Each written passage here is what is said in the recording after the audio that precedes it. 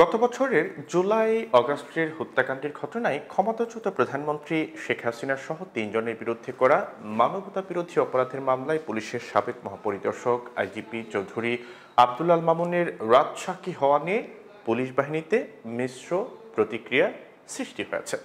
পুলিশের ঊর্ধ্বতন কর্মকর্তারা বিষয়টিকে স্বাভাবিক আইনি প্রক্রিয়া হিসেবে দেখলেও মাঠ পর্যায়ের সদস্যরা এটিকে দেখছেন নির্দেশদাতার দায় এড়ানোর কৌশল হিসেবে। জাতীয় দৈনিক আজকের পত্রিকার এক প্রতিবেদনে এসব তথ্য উঠে এসেছে।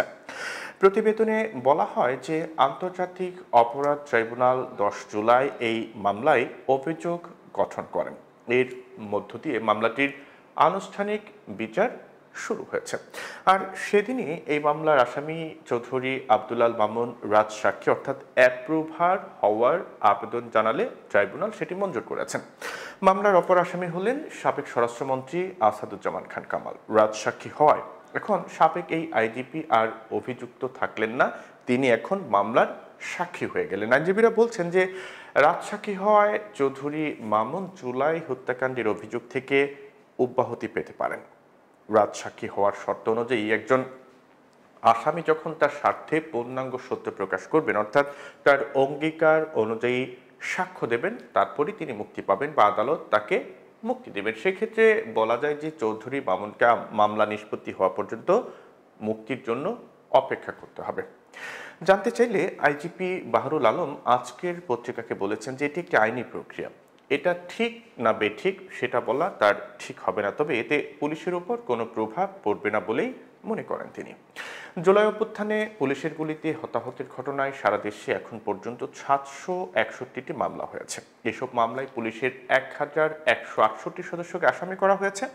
গুলির নির্দেশ দেওয়ায় ও গুলি চালানোর অভিযোগ আনা হয়েছে সাবেক আইজিপি থেকে শুরু করে কনস্টেবল পদের সদস্যদের বিরুদ্ধেও। গ্রেপ্তার করা হয়েছে পুলিশের 61 সদস্যকে এখন পর্যন্ত। এই অবস্থায় সাবেক আইজিপি মামুনের রাজসাক্ষী হওয়ার বিষয়টি পুলিশ সদস্যদের মধ্যে দুই রকম প্রতিক্রিয়া তৈরি করেছে। অতিরিক্ত IG, DIG, police super, OC এবং উপপরিদর্শক পদের বেশ কয়েকজন কর্মকর্তার সঙ্গে কথা বলে এমন ধারণা পাওয়া গেছে। ঊর্ধ্বতন কর্মকর্তারা বলছেন যে নিজেকে রক্ষার জন্য চৌধুরী মামুন রাজসাক্ষী হয়েছেন, এটি আইনের একটি স্বাভাবিক প্রক্রিয়া, বাহিনীতে নেতিবাচক প্রভাব পড়বে না। একই রকম মত সাবেক আইজিপি মোহাম্মদ নুরুল হুদারও। তবে মাঠ পর্যায়ের পুলিশ সদস্যদের প্রতিক্রিয়া অনেকটাই বিপরীত। তারা বিষয়টি ভালোভাবে নেননি। পুলিশ সদর দপ্তরের এক কর্মকর্তা নাম প্রকাশ না করার শর্তে বলেছেন যে সাবেক আইজি নিজেকে রক্ষা করতে রাজসাক্ষী হয়েছেন, তবে বিভিন্ন মামলায় আসামি করা পুলিশের 1000-এর বেশি সদস্য তো ঊর্ধ্বতনের আদেশই পালন করেছেন। চট্টগ্রাম রেঞ্জের এক পুলিশ সুপার আজকের পত্রিকাকে বলেছেন যে যিনি আদেশ দিয়েছেন তিনি দায় এড়িয়ে গেলে তা ভবিষ্যতে নেতৃত্বে বিশ্বাস করে আদেশ মানার প্রবণতায় প্রভাব ফেলতে পারে, অর্থাৎ চেন অফ কমান্ডে এর প্রভাব পড়বে বলে মনে করছেন এই কর্মকর্তারা।